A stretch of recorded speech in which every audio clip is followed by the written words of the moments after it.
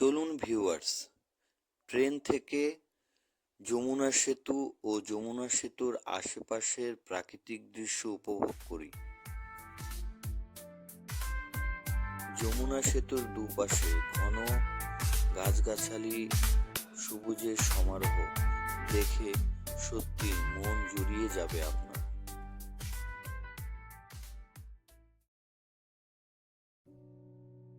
আমরা যমুনা সেতুর উপরে উঠেছি। এখন বর্তমানে নদীর উপরে দুপাশে ধুধু বালুচরার পানি। যমুনা সেতুর কিছু অংশে গভীর জল এবং কিছু অংশে চর দেখা যাচ্ছে। মাঝে মধ্যে দু একটি স্টিমার দেখা যাচ্ছে। সত্যি প্রাকৃতিক মনোরম দৃশ্য আমি উপভোগ করছি।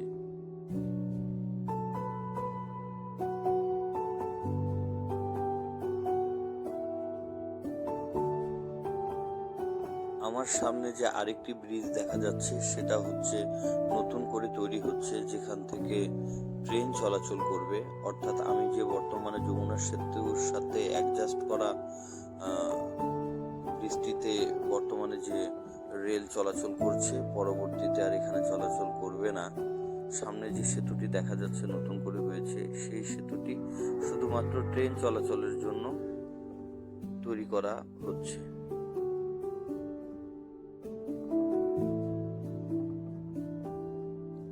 যমুনা সেতুটি যেমন সুন্দর, যমুনা সেতুর নিচে অর্থাৎ নদীর পানি ও চর যেমন সুন্দর, ঠিক তেমনই সুন্দর হচ্ছে যমুনা সেতুর উপরের দৃশ্য অর্থাৎ আকাশের দৃশ্য।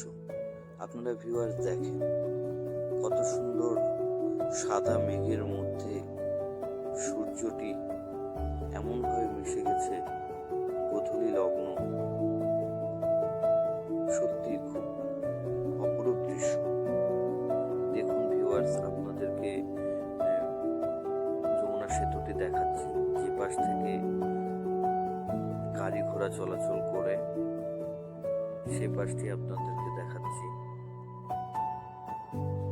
কত সুন্দর ছিমছাম পরিপাটি আমাদের যমুনা সেতু।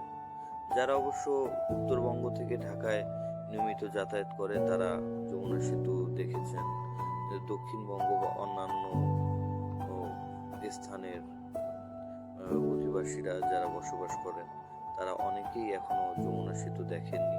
তাদেরকে আমি আমন্ত্রণ করব এই যমুনা সেতুটি দেখার জন্য। ভিউয়ার্স, আপনারা দেখতে পাচ্ছেন যমুনা সেতুর নিচে অর্থাৎ যমুনা নদীতে অনেক বড় বড় চর জেগে উঠেছে, যা দেখতে সত্যি খুব মনোমুগ্ধকর লাগছে আমার কাছে। ভিউয়ার্স দেখুন কত বড় বড় চর। ব্রিজের উপর থেকে দেখে মনে হচ্ছে যে আমরা ধুধু মরুভূমিতে চলে এসেছি, যেখানে বালি আর বালি। মাঝে মধ্যে আমার কাছে মনে হচ্ছে যেন এক মঙ্গল গ্রহ বা অন্য কোনো গ্রহে এসেছি।